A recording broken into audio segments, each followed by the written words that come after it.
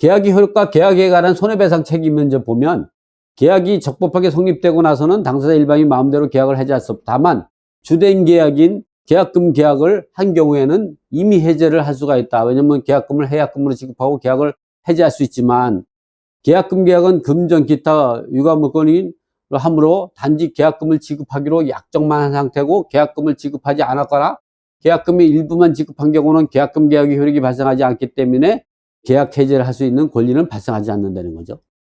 그래서 여러분이 생각할 때는 계약금은 계약금을 지급해야 해약금을 지급할 수 있는 거예요. 계약금이 지급하지 않고 일부만 지급하고 나서 손해배상이 되면 계약금 상당액이 손해배상이 책임에 해당이 된다는 걸 우리가 참고로 알아둬야 돼요. 그래서 우리가 이제 계약금을 1억으로 했는데 1,000만 원만 가계약금 했어. 그럼 1,000만 원 갖고 이제 그 해약금을 하고 계약을 깰 수 있냐? 못 깬다는 거예요.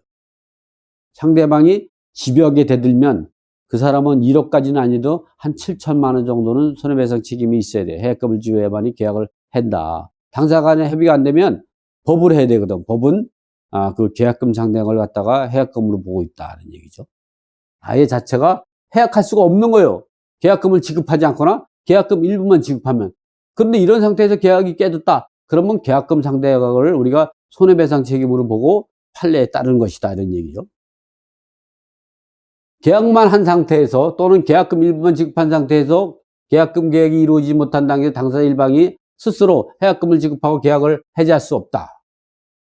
이 법원의 판단은 계약금 전부를 지급하지 않은 상태에서 계약금 계약이 이루어지지 못한 상태이므로 실제 교부된 금액을 가지고 해약금으로 지급하고 계약을 해지할 수 없다고 판단하고 있다. 이렇게 계약이 해제되는 경우 손해배상 책임에 대한 것은 계약금 상당액에 대해서 손해배상 책임이 이어진다는 것이 대법원 2007-73611 판결 내용이죠. 자, 계약이 해제의 의미와 어떻게 되는가? 이게 계약이 우리가 해제와 해지라는 얘기 나오죠. 계약이 이제 해지는 계약이 완전히 성립이 된 거예요. 계약이 이행이 완료까지 다 된 상태에서 계약이 깨지는 걸 우리가 계약이 해지라고 하죠. 근데 계약이 이행이 완료되기 전, 즉 계약금, 중도금, 잔금 지급되기 전에 계약이 깨지는 걸 우리가 계약이 해제라고 해요. 그래서 계약이 해제 같은 경우는 다른 말로 우리가 보면 쉽게 말하면 계약이 깨진다 이렇게 생각하시면 돼. 그래서 해제와 해지. 그러니까 우리가 임대차 계약에서만 해지가 있는 거죠. 매매 계약에서는 해지라는 표현을 없는 거예요. 매매 계약은 이 매매 계약이 완료가 되면 끝나는 거지. 소유권이 넘어가면 끝나는 거지. 근데 임대차 계약 같은 경우는 계약이 완료돼가지고 입주해서 살다가 계약을 갱신하든가 또는 월세를 내지 않아서 차임을 2기 이상 연체 또는 상가 같은 차임을 3기 이상 연체해서 계약이 깨지는 경우가 있죠. 그런 걸 계약의 해지라고 하죠. 근데 매매는 그런 게 없잖아. 소유권 넘어가면 끝이잖아. 그래서 매매에서는 계약의 해제만 있는 거지. 임대차만 계약이 완료되기 전에 계약을 깨는 걸 계약 해제.